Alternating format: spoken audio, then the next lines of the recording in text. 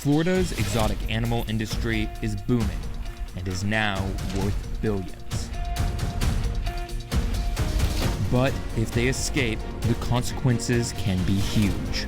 For every one native species, there are now 49, 50 non-native species. In this episode, we explore how America's ecosystems are being challenged by creatures that simply shouldn't be here.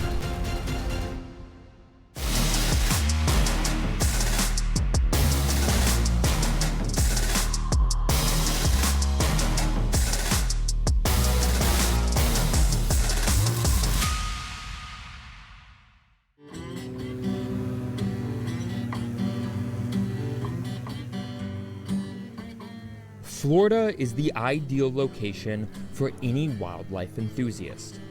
The Sunshine State boasts 760 species of wildlife that exist nowhere else in the world.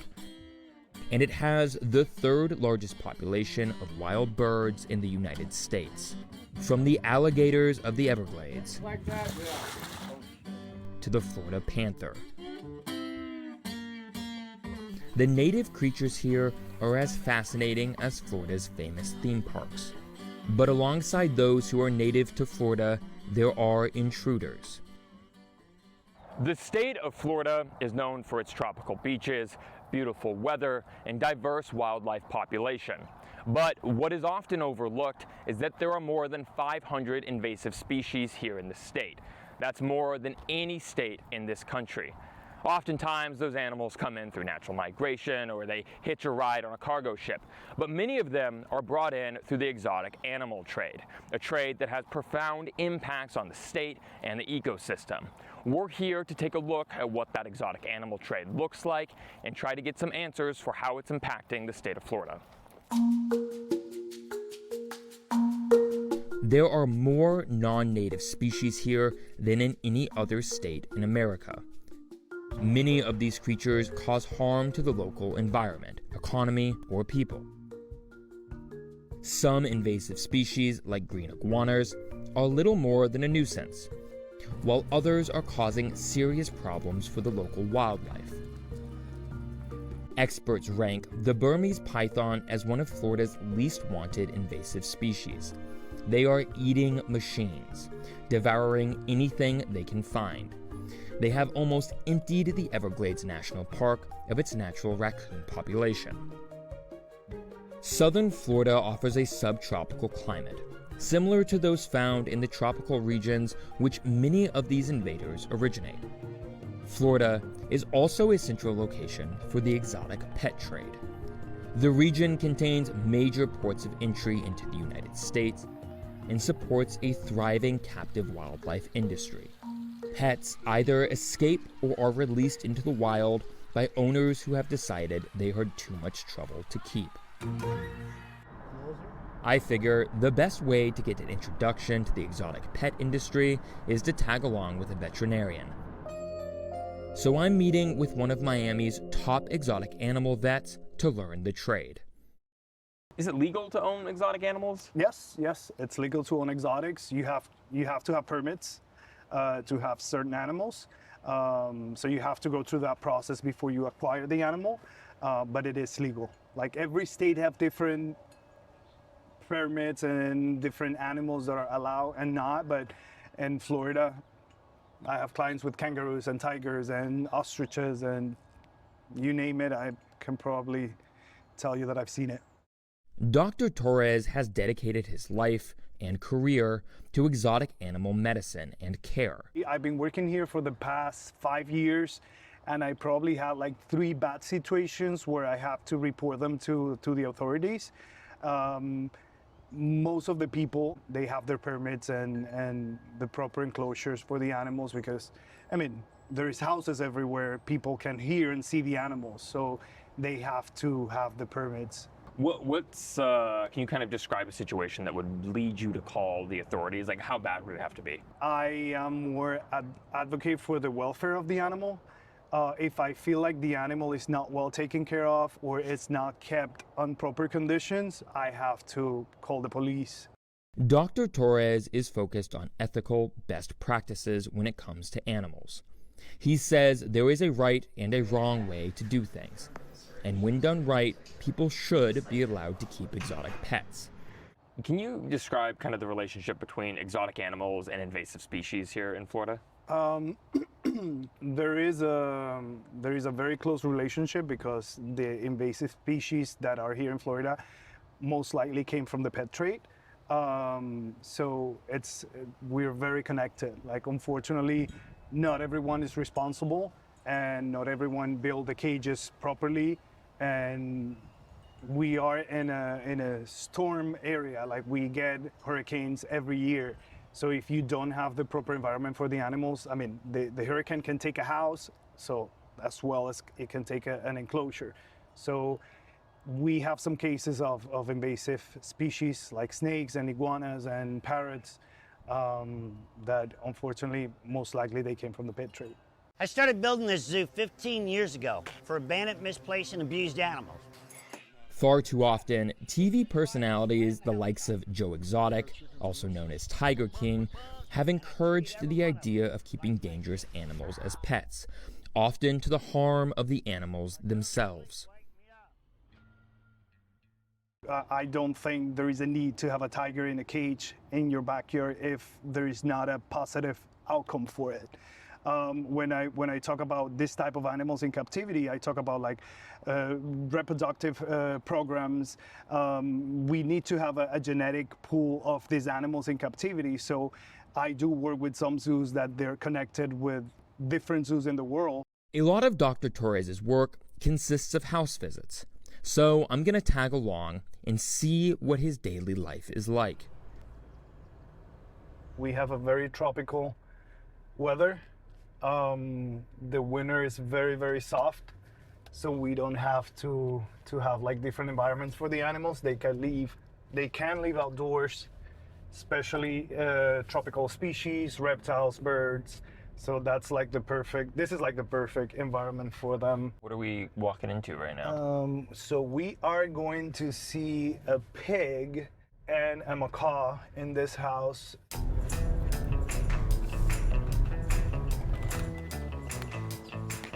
Okay.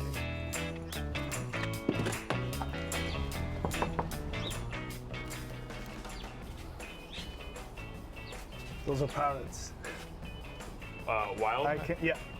I mean, they escaped at some point, and now they're thriving. So we have a bunch of colonies. Hey, how are you? Hola, mi amor. Justo cuando me llamaste. Follow this one. Perfect. So we're gonna see little Elvis, Baby. the baby Your of this baby. house. My baby. Our baby. I hear everything is pig themed here. Everything. He eats better than I do. He sleeps better than I do. Yes. He gets more attention than I do. I wash his vegetables. I don't wash his He doesn't wash my vegetables. Hi, buddy. Hi. Hi. You want to feed him? I would love to feed him. Oh my goodness, you like carrots. Hi. Oh, hi, bud. How are you? And he plays the piano, which you see the piano in front of you. Yeah, he does this play- one here? He does play the piano. Yeah. Because usually we sedate him to like do his hooves, and we also trim his tusk to check inside of his mouth and all of that. We have to sedate him for that. So that's something that we do like twice a year. Ay, qué good boy. Like many exotic animal enthusiasts, these owners have several different species. They have rescued injured birds and nursed them back to health. Macaw came before or after Elvis? Yeah, we found, well, she flew across the house on the tree. I climbed the tree, grabbed her. She bit my arm down to the bone. I still saved her, brought her down. And here she is. Well, we thought it was a he, and then he let us know it was a she. So she went from Luigi to Lulu. And how long have you had Lulu? 6. 6 or 5 years? 5 or 6 Oh, wow. But that's a perfect example of exotic pets escaping from people that they didn't take the proper care or they didn't have like the proper environment for her. So she escaped, but she was looking for people because she was so used to people that she just came here, she saw them, and she's like, she saw probably the pig and everything. She's like, I'm gonna live there. Yeah. That's my girl. That's my girl. I've noticed pet shops all over South Florida. Many of them have signs advertising exotic pets for sale. So I'm going to check a place out and see just how easy it is to find an animal that is not native to the region.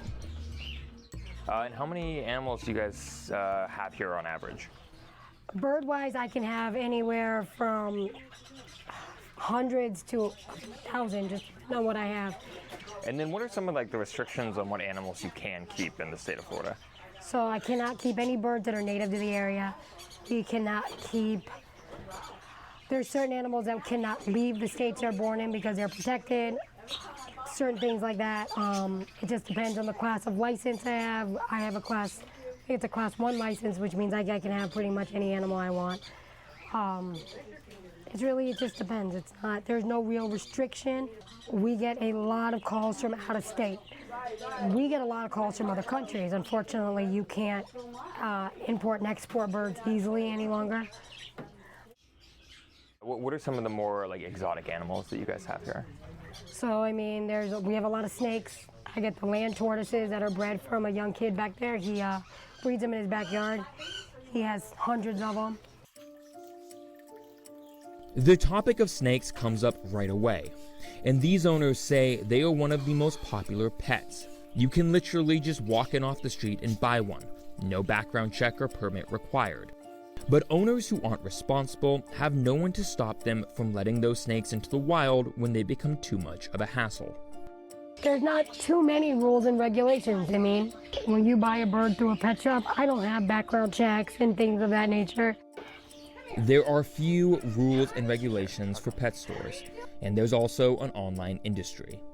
A quick search shows dozens of breeders up and down the East Coast, and plenty of them are selling Burmese pythons, among all sorts of other non-native species.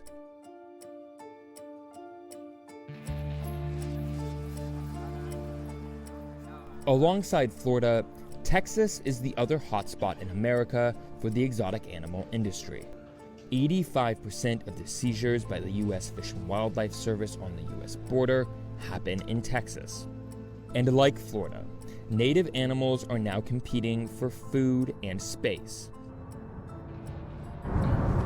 Right now, I'm driving to College Station, Texas. It's about an hour and a half outside of Houston. Texas is another state with a large exotic animal population. Similar to Florida, it's a lot warmer here than other parts of the country, so these animals can thrive outdoors. I'm gonna meet this guy named Tim Harrison. Now, Tim has been an advocate against owning exotic animals as pets for about 20 years. He's a really well-known guy in this field. Anytime we've talked to anybody about exotic animal ownership, Tim's name comes up. People who think that they should be able to own exotic pets don't like this guy very much. People who think that we should outlaw owning large cats and elephants and giraffes and other animals like that, they think this guy is doing some important work. So we're gonna sit down with him and we're gonna talk about the current state of the exotic animal industry and where he thinks it's going in the next couple of years. Tim Harrison started his career in law enforcement. And as a police officer, he found himself responding to calls involving dangerous exotic animals. So I went to auctions and started trying to find out what I might be running into that year. And I started seeing hyenas for sale, tigers, venomous snakes, every venomous snake you can think of. Anything that was on Steve Irwin, anything that was on any Animal Planet show was for sale. Everything's ending up in Florida because that's like the dumping ground for dangerous exotics or exotics that carry zoonotic diseases like the primates. Now, Texas, now I'm out here working in Texas last 19 years doing disaster stuff. Texas is now a hotbed because we have a lot more tigers in Texas than there was still left in India in the wild. It's a $13.5 billion a year industry, and that was within the last 15 years. 13.5 billion with a B. For the exotics, dangerous exotics and exotic animals. That counts fish, birds, dangerous exotic cats, bears, primates, all of them, reptiles, alligators, all that. And the funny part about it was getting bigger and bigger and bigger and bigger until we got involved with the legislation. We started shutting it down. Tim Harrison campaigns to change legislation around the regulation of exotic animal ownership in the U.S. He played a fundamental role in the passing of the Big Cat Public Safety Act, which went into effect in 2022. Today, Tim is introducing me to some of the animals here who have been rescued. About 4 years ago, I had got her. The guy said, that she just got really big really fast, and he wasn't ready for her, and he was terrified of her sheer size. She started having problems, with her stuck shed and everything, so he was just better off, finding another home. This rescue center is key in dealing with situations of cruelty and neglect. It's in here in Texas, isn't it? Yes, yeah, big problem, especially here in College Station. A lot of the they'll get a snake that size, and then once they get this size, they're just terrified, and so they'll release them out in the wild, and it's a terrible problem to have, especially here where they will adapt and survive. If I'm just an average person and I want to go buy a snake, do I have to jump through any legal hoops to do that, or I just call up a number and a snake's delivered? Pretty much call up a number and a snake's delivered. I mean, at this point, you could go on Morph Market, you can go on Facebook, you could go into local Petcos and pet stores and, hey, here's my money, here's your snake. As a police officer, I've seen individuals have to go in a house where a person is bitten by a rhino viper or bitten by a cobra, and that snake is still loose. We need to know where these animals are at. Tim says that it was a sheer number of calls he was experiencing as a police officer that pushed him to make rescuing exotic animals a full-time job. Back in Miami, and experts are continuing to tackle the growing issue of invasive species. Don Harris is a leading veterinarian, conservationist, and expert in exotic animals. He's welcomed our cameras into the Pinecrest Botanical Gardens, where he is doing work trying to control one of South Florida's invasive species. Grew up in the swamps of Louisiana. I don't think I wore shoes till I was 6. So yeah, I saw raccoons and alligators long before I saw dogs and cats, and became very comfortable around them. As soon as I started veterinary school, I made it clear that I was interested in exotic species. Miami is also an international hub, so there are people coming through Miami from all parts of the globe, and guess what? Animals tend to stow away.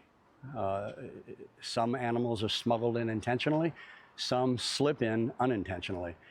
But once they get here, the environment is perfect for reproduction and growing the population. So in a census done, 4 or 5 years ago, it was discovered that the ratio of non-native species to native species was 19-1. I would bet now it's closer to 50 or 60-1, which means that for every one native species, there are now 49, 50 non-native species. Don is highly acclaimed in the field of exotic animals. His focus is on studying and keeping animals responsibly, and working hard to protect wildlife native to the region. The biggest argument against allowing non-native species to inhabit the area is competition with native species. The number of pythons to native snakes in the Everglades is now easily 40-1, 50-1, maybe 60-1. So what do pythons compete with? Native snakes? Yeah. Florida panther as well. Because pythons eat what Florida panthers eat. So Florida panthers are now having to range further from their native habitat into fringe neighborhoods, garbage cans. They are becoming victim to getting hit by cars, and I know of people who have shot at them for fear of their children. So a species doesn't have to only compete with similar species. In this case, the python is really wreaking havoc on the panther population. Don believes that controlling non-native species is not only best for the native ecosystem, but avoids harm to species that shouldn't be here too. I think the mass collection and reproduction and selling of these species is a form of exploitation. There are plenty of pet quality animals available to the markets. And there's certainly, listen, the guys who have the rattlesnakes, the guys who have the cobras, the Mangshan vipers, I love these guys because they really approach it as a science. They approach it with the objective of finding out what's best for the animals. And then they can share that information. I've had people share information they've learned here with people in Nepal on the care of tigers. So it does, oh, hear the peacock? So there is a far-reaching benefit. It might be narrow in scope, but it's not all bad. Is there a line? Yes, there's a huge line because there are individuals who are just, they're not collecting, they're harvesting. That's very different from collecting. And I think harvesting is traumatizing a species as a whole and individuals of the species for a buck. Wild peacocks are now in abundance in the Pinecrest area of Miami. Dr. Don Harris has seen an increase in peacocks getting injured, as well as damage to people's property by the birds. From a distance, they do seem pretty benign, but they can do some pretty serious damage to cars in particular. They attack their reflection in plate glass windows of homes. Their screams will wake up anybody, especially sleeping babies. And then you've heard the term poop through a goose. Well, peacocks give geese a run for their money. By sterilizing the male, Dawn can prevent around half a dozen females from becoming pregnant. This is the center of the peacock mitigation project. But these are our residents in waiting. Dawn performs several simple surgeries on the birds that are brought in each week. All right, so these birds were captured in the past 24 hours, probably brought in this morning. There's one for sure, a male there. So we're doing laparoscopic vasectomies on all the males, and we're doing laparoscopy on the females to make sure they're really females, because I don't want a male slipping by. The reason we decided to initiate this peacock mitigation program is because the peacocks were doing more and more harm to the environment, particularly people's expensive cars. Hate to say it that way, but it's usually the new expensive ones that are shiny, and that's the ones that the peacocks attack their reflection in. But the peacocks were also getting harmed more and more frequently because, again, they're exceeding the carrying capacity of their environment. I don't like using the word pet when describing these kinds of animals. You know, a pet python, a pet alligator, pet snapping turtle. I don't know, they're not cuddly. I don't think if you can cuddle them, you should call them a pet. So I look at the advantages and disadvantages to both the animal and the person keeping it captive. It's very hard to give an animal like that the kind of range that they would have in the wild, the kind of exercise. I mean, snakes exercise. They travel many miles in their lifetime, hundreds of miles in their lifetime, foraging. When they're kept in a small habitat, we can duplicate the nutritional requirements, but we can't really duplicate much else. Even the lighting. One of the biggest challenges I face in private practice is not with the legitimate collectors, those who study them, those who collect venomous snakes for the sake of harvesting the venom. Those guys are all serving a very legitimate purpose. But it's the individual who thinks owning a snake is cool and wants to match his tattoo and goes out and, well, it's illegal to sell pythons in South Florida now, so you can't go into a pet shop and buy one, but it's easy enough to go into the Everglades and find one. So the dilemma I face is when somebody comes in with one of these who wants a standard checkup, or the animal has a problem that he wants investigated. It's difficult for me to be responsible to the animal in the broad sense and respect the wishes of the person bringing it in. The biggest challenge I have in working with exotic animals, particularly captive exotic animals, and again, I don't want to use the word pets, is seeing that their needs are fully met. And nutrition is just the tip of the iceberg. The habitat needs, the environmental needs, the lighting needs. Every species is a little bit different, and the devil is in the details. So listen, I might give the impression that I know a lot, but I'm on Google a lot. I'm on Google just as much as anybody. And it's common for me to step out of the exam room for a minute to go double check the requirements of the latest species that's been brought in that I haven't seen for a couple of years. Owning and breeding animals brings joy to people, but it comes with great responsibility. Not only must animals be treated well, they should not find themselves in non-native habitats. Invasive species can outcompete native species, damage habitats, and disrupt ecological balance. And the question I'm left wondering following my time in Florida and Texas is whether there is enough legislation in place and whether authorities are doing enough to protect our vulnerable wildlife.